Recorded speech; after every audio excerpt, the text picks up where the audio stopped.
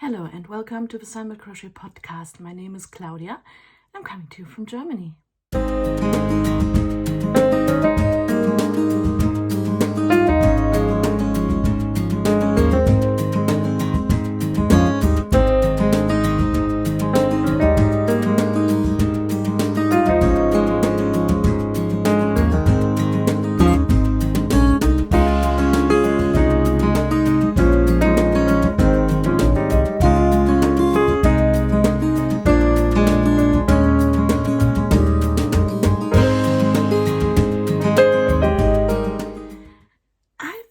Would start answering your questions from my episode 43. I asked you to post your questions in the comments and I've received a couple, so I thought I might start answering them with breaks in between, I'm afraid, because today is Saturday, the 21st of May, and I am planning to go out with my family, my sister and my mother, and we're going to go to the second-hand shop, which I've showed you a couple of times before, and either it's going to be Italian or Chinese lunch.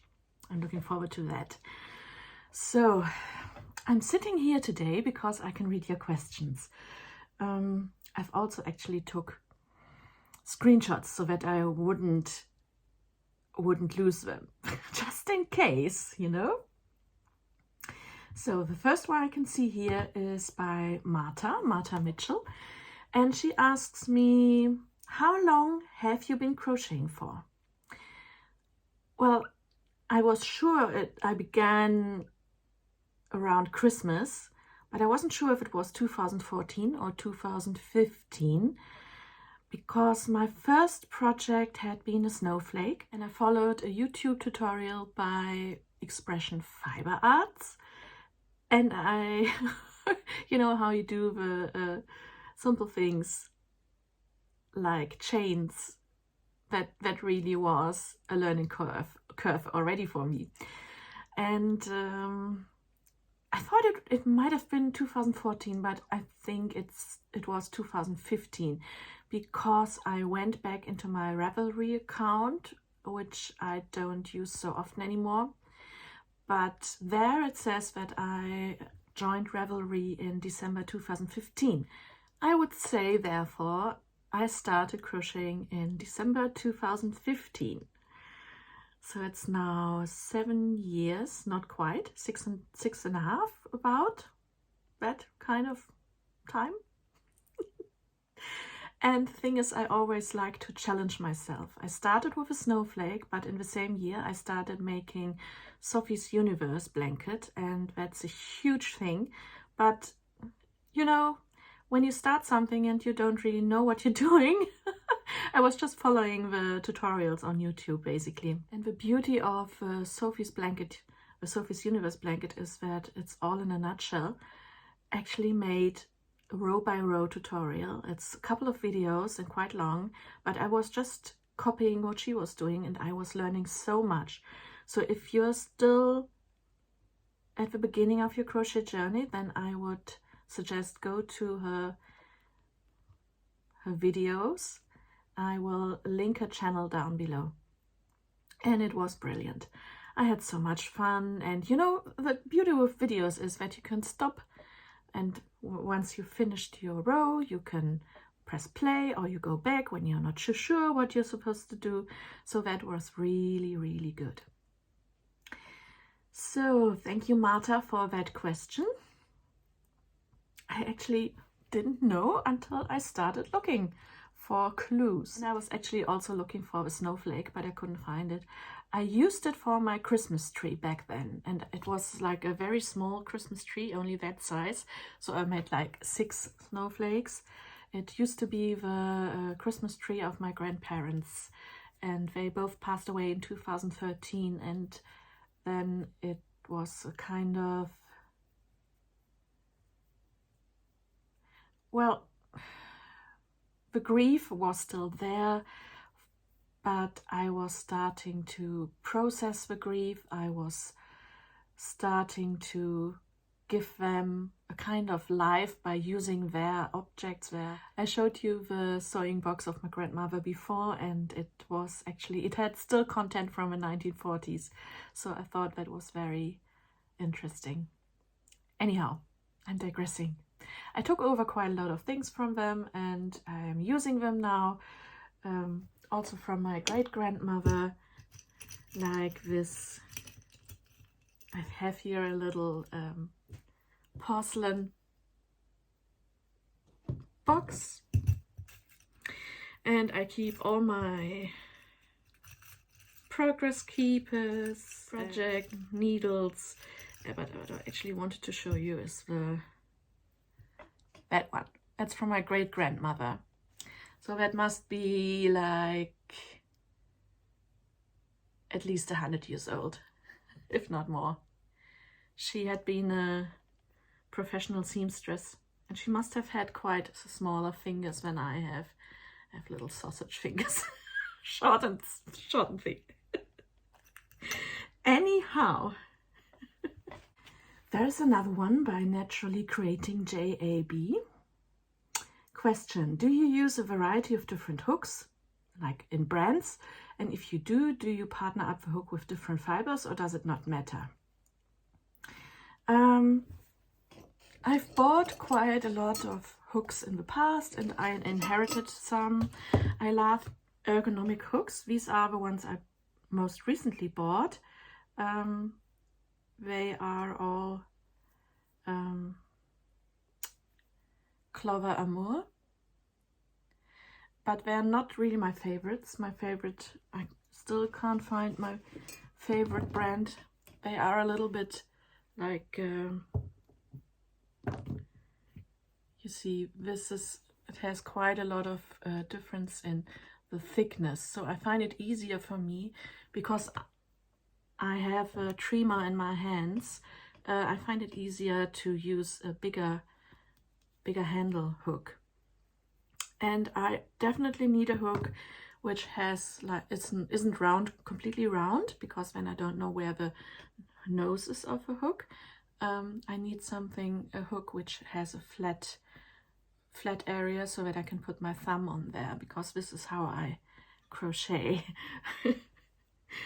So this is one of the things. I do have a fancy olive wood and acrylic inlet hook, size 5.0. It's resin, olive wood and resin, and I got it from this company here on Etsy. I can use it. The problem with this one is, even though it has a very thick handle, it is not flat for my thumb.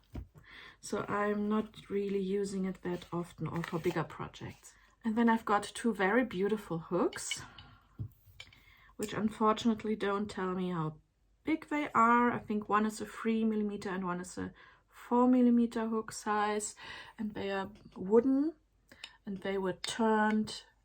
These are really like handmade turned hooks from the UK. And I was, you know, the Furls crochet hooks, and there is a company, like a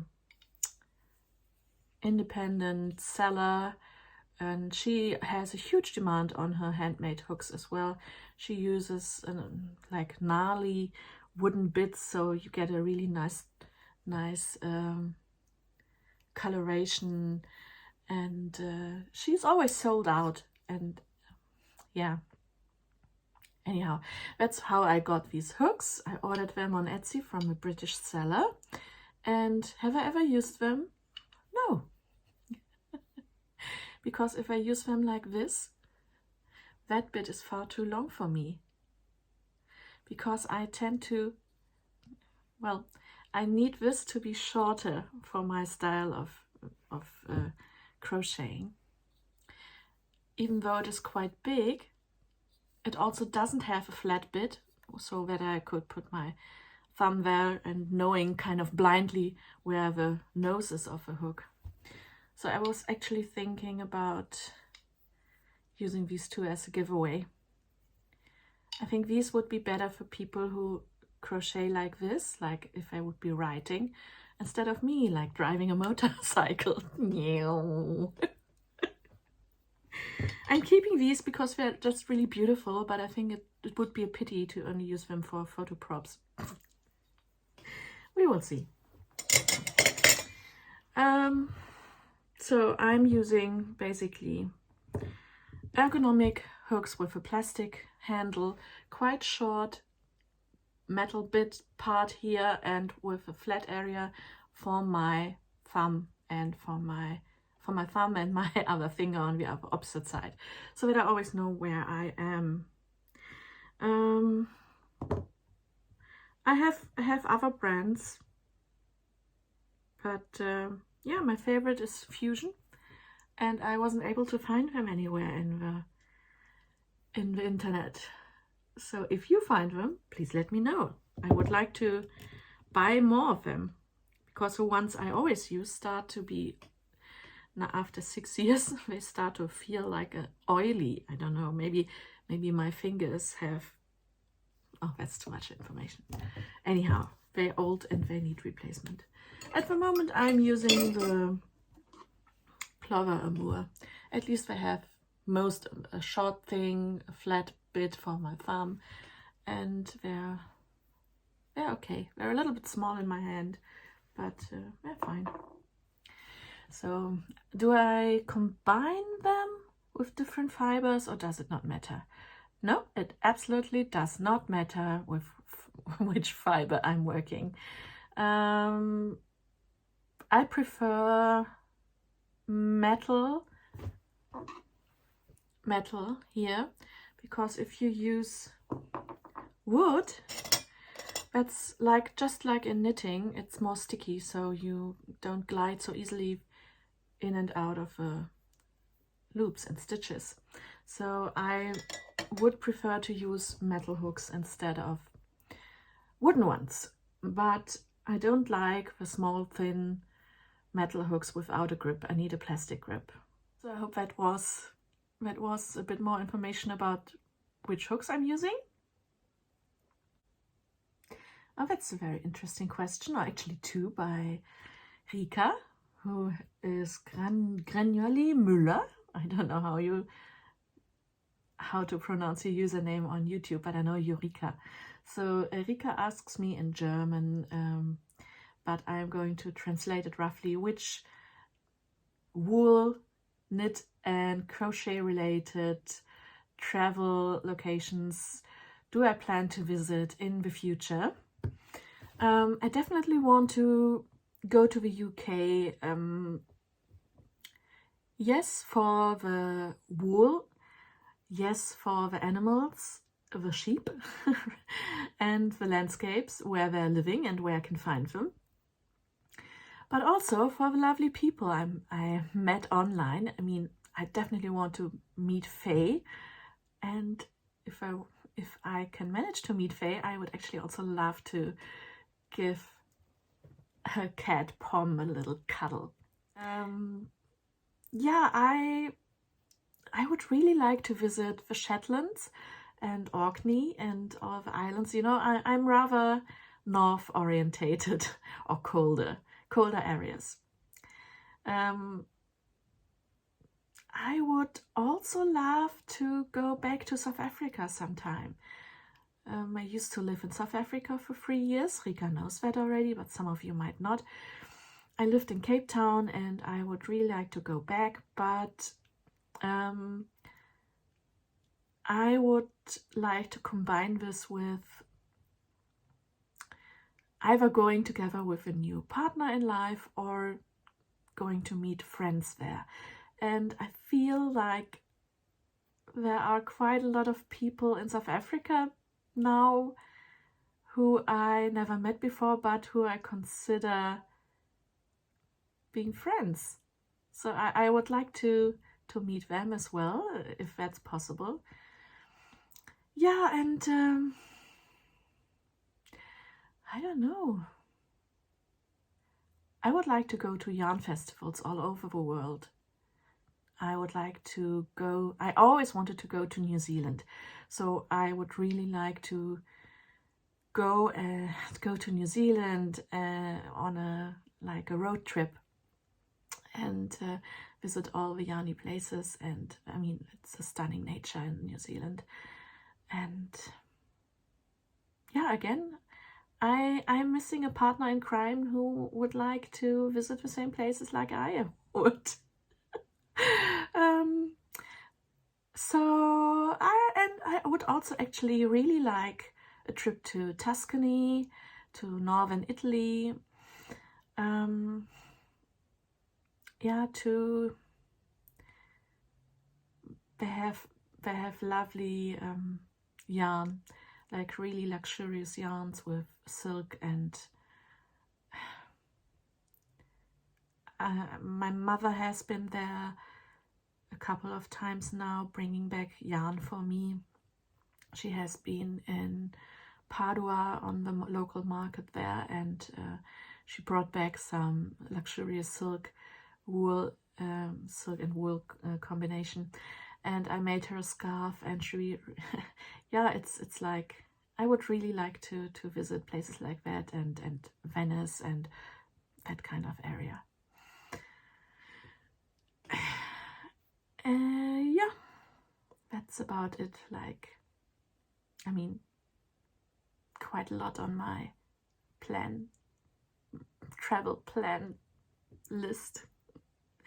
Which new techniques would you like to learn in both knit and crochet? In knitting, that's easier to say because I'm only a beginner in knitting, so I would really like to master color work in knitting. I have bought already quite a lot of knitting patterns with color work, and so far I've done them in crochet. I've used the charts to make color work crochet projects, but I would like to be able to make color work sweaters knitted. Maybe I start with the head. That's my main plan in knitting. I mean, lace in knitting is really it's a bit much for me right now. So I think color work is my next plan for the year, maybe even. And in crochet, it's not rather the technique. I don't believe that I have done everything you can do in crochet, but pretty much, yeah, I've done quite a lot in crochet.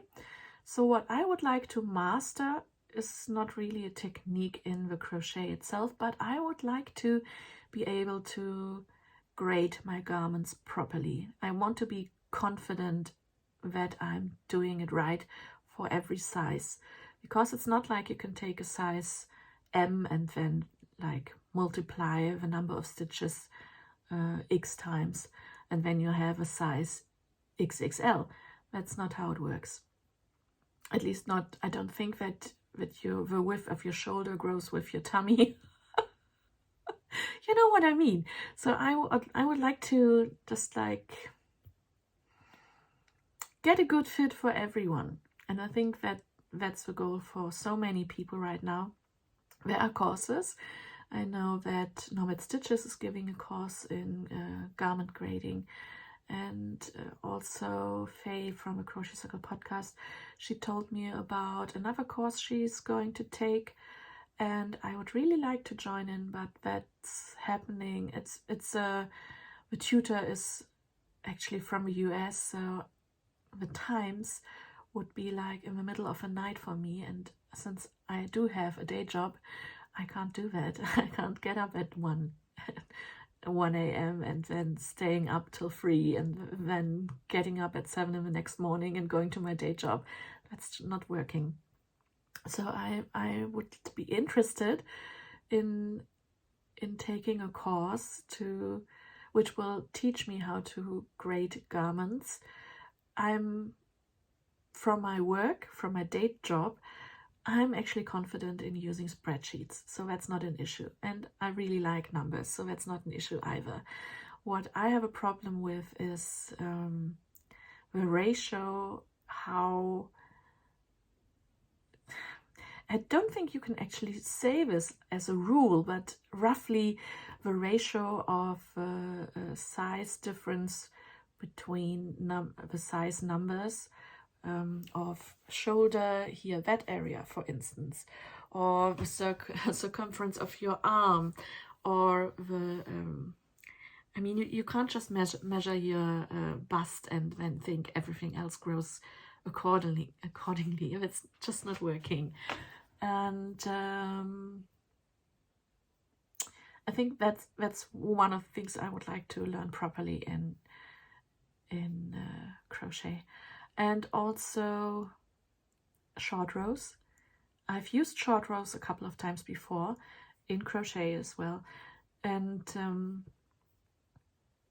that especially is a technique I would like to use in sweaters.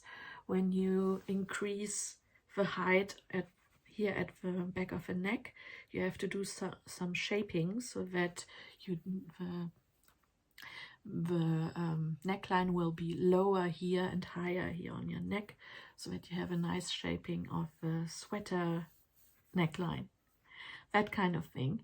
And I have done that before, and I know that, for instance, Nomad Stitches, she has lovely techniques in her sweater patterns, like the Taroko or the Aztec sweater.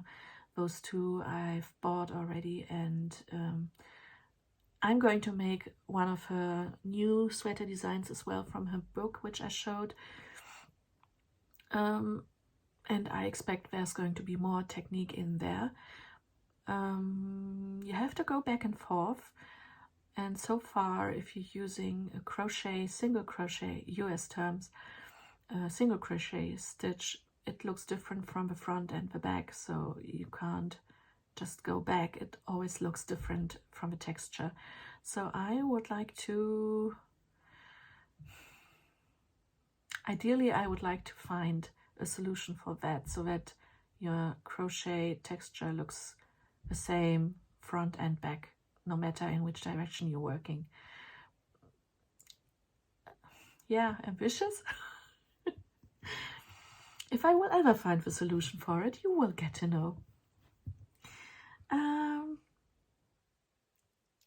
think that's about it.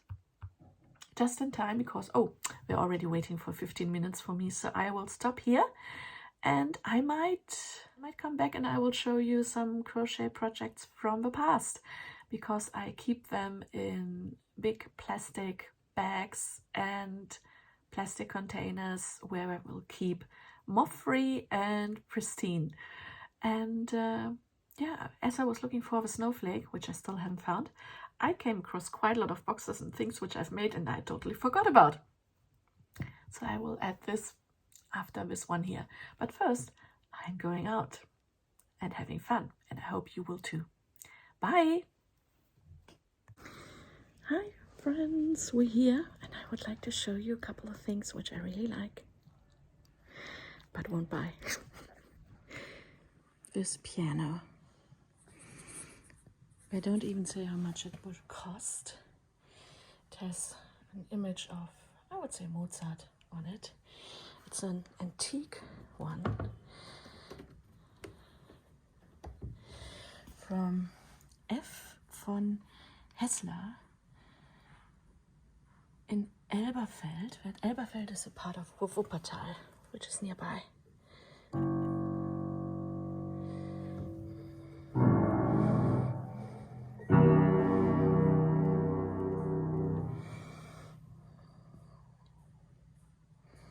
Beautiful.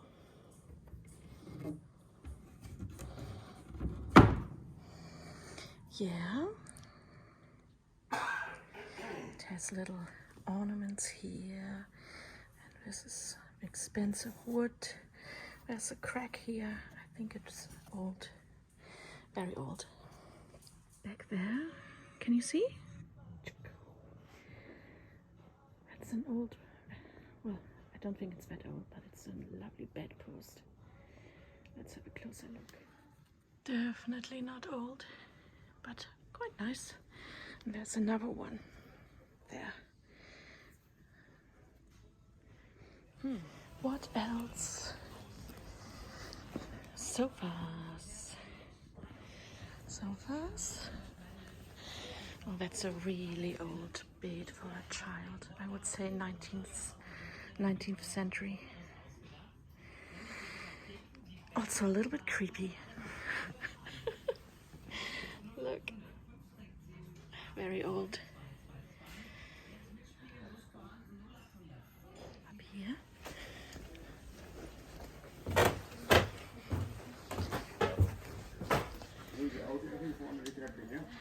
I love this wardrobe. If you strip the color layer, then you get a nice original wood. That would be lovely. Old clocks. I really would like. This is something like a reclamiere where you can lie on, and then you have a two-seater there as well. But it's sold already. It's powder pink. Keep coming back to this. This is 125 euros for a sewing machine. Pedal.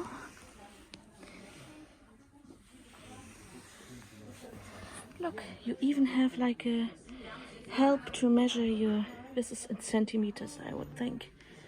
They thought of everything. And there you go. The handle is missing. Okay, you would have to have another handle somehow. And underneath is the old sewing machine. Let me just, it's not Singer, but it's Anker. What's this?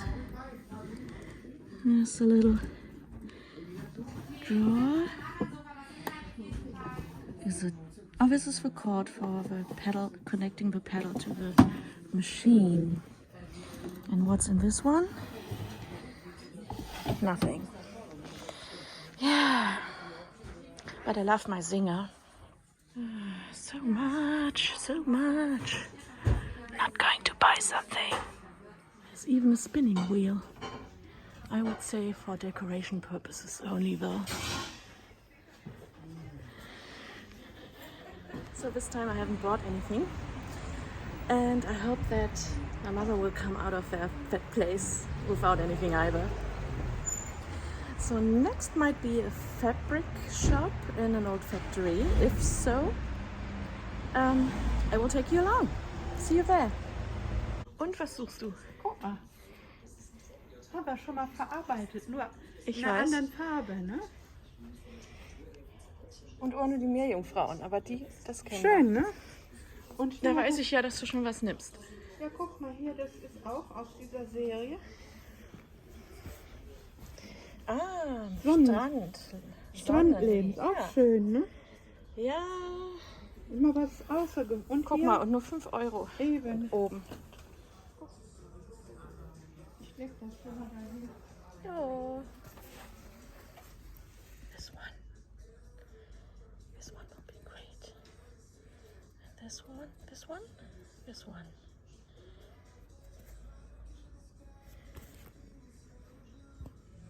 This one isn't bad either, or this one. I'm planning the inside. Oh, look, there's cheetahs. Well. Usually, I'm more for more subtle. Look, these are cheaper. They're special. You get the rest of the whole bundle.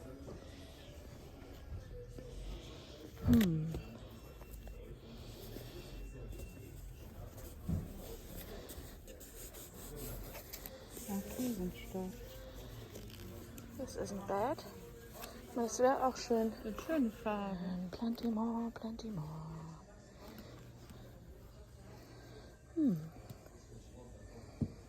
This piece costs €5. Should I?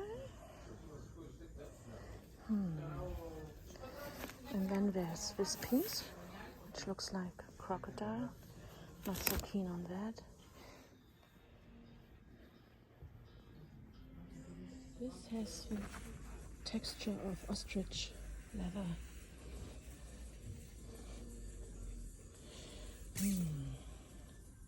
You're probably wondering why I'm looking for all these gaudy cloths. The thing is that I bought some African wax cotton. I think I showed it to you before. And now I need something to accompany it. So, yeah, it's all a bit much. Oh, this is nice, but it's viscose jersey. Fluffy.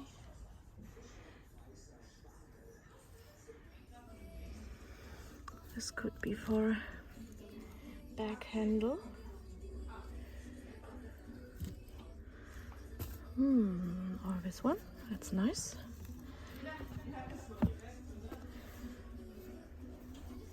That's interesting. How do you fix this? That's nice. That's a nice one. Oh, look at that. This one. That's nice. Maybe I'm in need of a bag. But how do you fix this to the side? There's more. Decisions.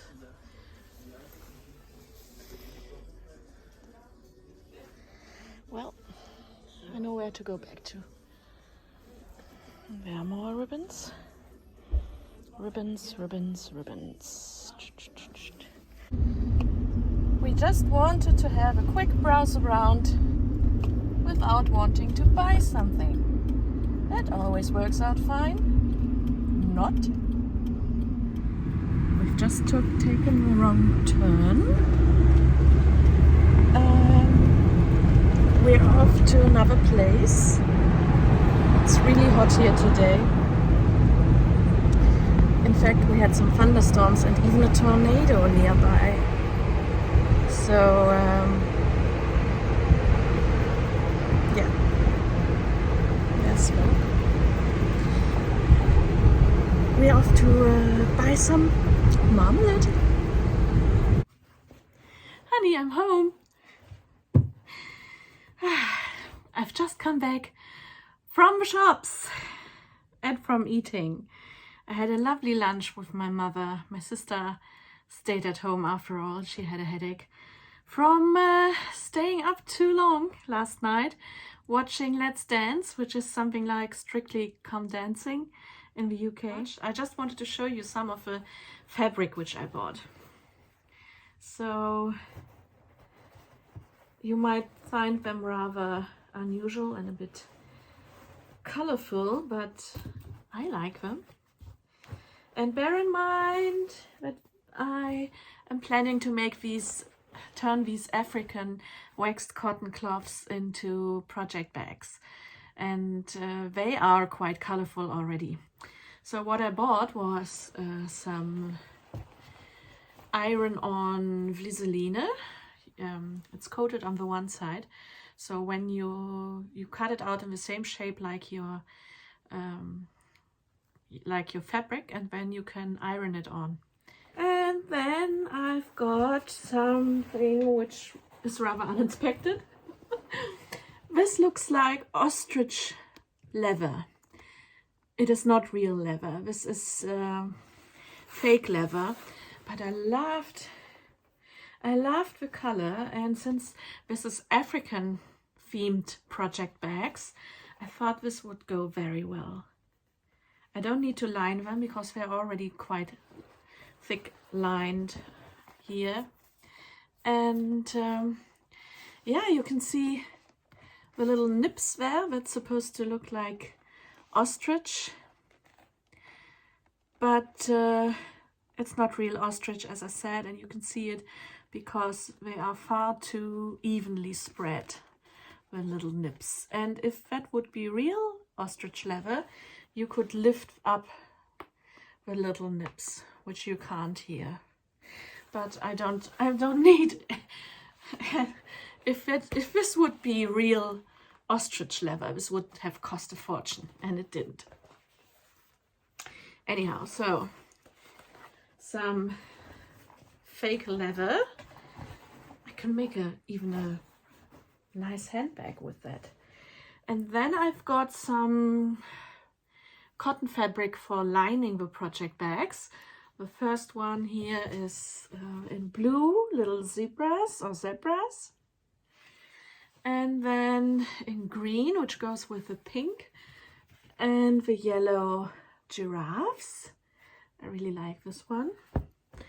And then I picked up these two. Each was €3. It's like a leftover, and it has elephant, zebra, giraffe, crocodile.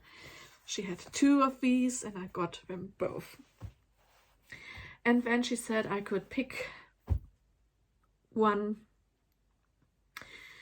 of these rolls for free because I bought so much. So I picked up just a plain blue colored fabric. It's quite a lot actually. Let's see how much it is. I think it will be enough for lining one of the bags at least. So, well, I think it's enough for both bags. This is like €3 for this much. Or actually, in this case, it was a gift. And it's exactly the color which I needed. So, project bags can be made. I've got everything now which I need. I do seem to have a theme with this peacock blue because I also bought some yarn in peacock blue, which I've showed you. It's from the Open Air Museum tour, and I rummaged around my drawers and cupboards, and I found some vintage buttons which I had bought on a holiday a couple of years ago in Füssen near the Austrian border, so deep south. And this is vintage. I'm not too sure if I've shown them before. They came on a cardboard box, sewn here with a thread onto the cardboard, and I think they look lovely, and they will go very nicely with the yarn. So this will be a cardigan, but there is some more yarn coming in. Yes, more yarn, and I will show you what my plan is with that one. It's going to be a cardi.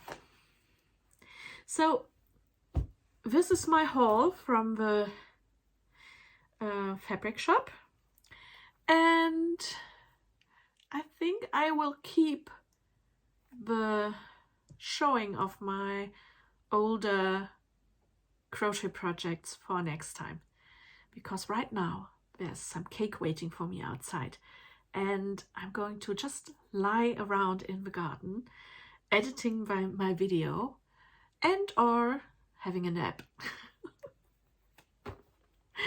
Have a lovely weekend, day, evening, morning. Keep crafting, keep smiling. See you. Bye.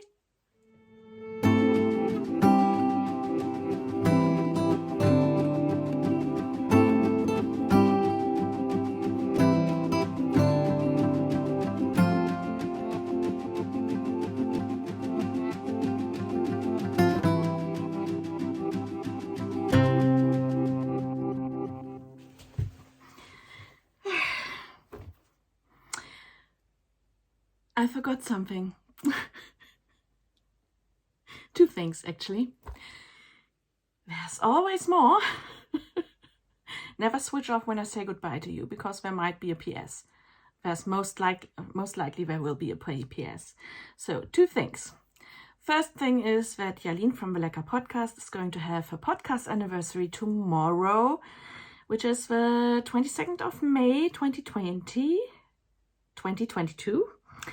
And she will have a live video on YouTube at 5 p.m. South African time, which is the same as my time in Germany.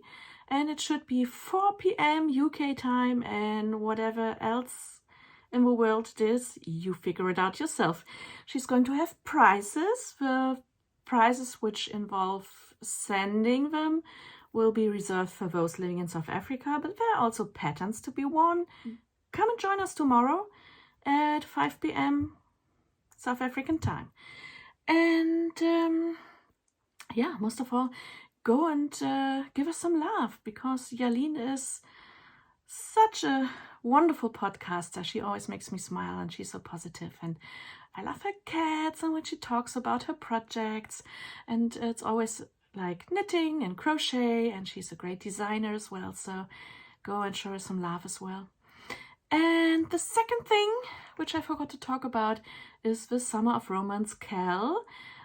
I think I mentioned it before, but I have now picked my couple, which is Penelope Featherington and Colin Bridgeton. Yes, from the Bridgerton series. And the theme is historical couples, so even though it's not real history, it's kind of fictional history, so that totally counts. And it only starts in June. Let me see if I wrote it down somewhere. It's going to run from the 5th of June until the 17th of August. And you can use the hashtag SRCAL2022. Here, this one. You can join as well. And please follow Crochet Luna and Crochet Cakes, who is Clarissa Death. Sorry, I butcher your name and I don't know what it is. So this crochet along is run by Claudia from Crochet Luna and Clarissa Beth, who is Crochet Cakes. Go and join their podcasts and their channels, follow them, and then you will always be updated on the Summer of Romance Cal. So Penelope and Colin are my couple, because they're going to be the featured couple in the next Bridgerton series. And how to say it?